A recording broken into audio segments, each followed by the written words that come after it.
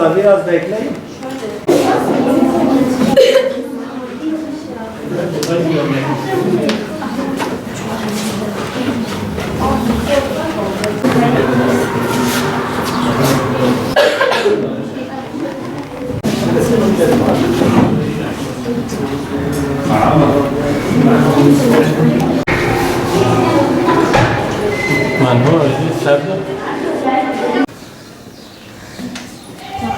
Başla. Euzubillahimineşşeytanirracim. Bismillahirrahmanirrahim. Ellezîne yu'minûne bil gaybi ve yuqîmûne's-salâte ve mimmâ razaknâhum yunfikûn ve bil âhireti hum yuqinûn. Ulaike ala huden min rabbihim ve ulaike humul muflihun.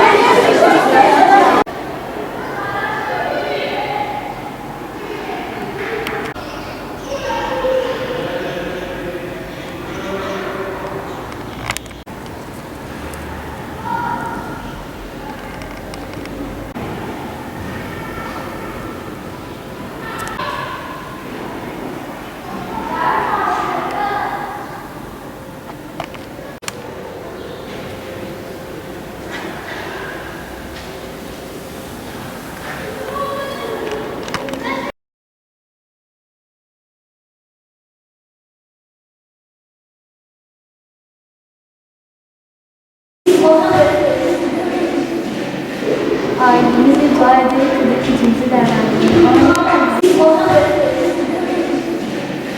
Ailemizi dua ederek gücümüzü oyalanın ve bayram namazımıza gidelim. Ben Mesut Muniz, Cizre İmam Hatip Ortaokulu Müdürüyüm. Şu anda okulumuzda Ramazan etkinliği var. Biliyorsunuz Türkiye Yüzyılı Marif Modeli kapsamında Ramazan etkinlikleri çerçevesinde yürütülen, marifin kalbinde Ramazan temasıyla bakanlıkça yürütülen ve ülke geneli yapılan Ramazan etkinliklerini biz de yapıyoruz.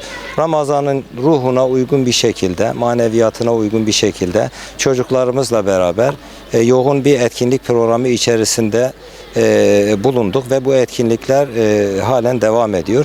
Çocuklarımızla okul içerisinde gerek mukabele, Kur'an-ı Kerim mukabele programları olsun, gerekse Ramazan ayını yansıtan diğer temalarla ilgili biz de burada yoğun bir mesai harcıyoruz.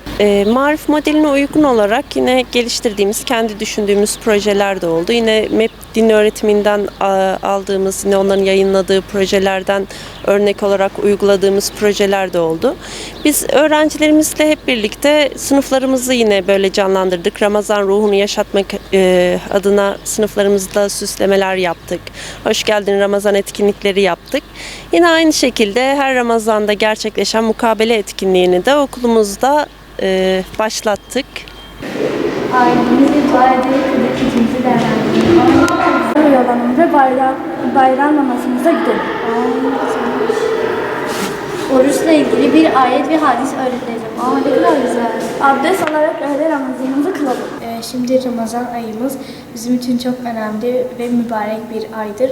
Bu Ramazan ayında oruç tutmak ve bu oruçlarımızı dahilinde namaz kılmak ve ayetler öğrenmek, bunlar bizim için çok önemlidir ve bunlar sayesinde hem sevap işliyoruz hem de çok güzel yerlere gelebiliriz bunlar sayesinde.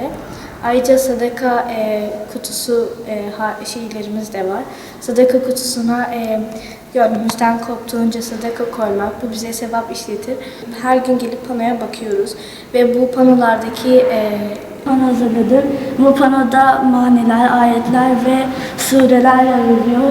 Şurada sadaka kutumuz var. Bu sadaka kutusunda para biriktirerek ihtiyaç sahiplerine para yani bayramlıklarını almak için yardımda bulunacağız.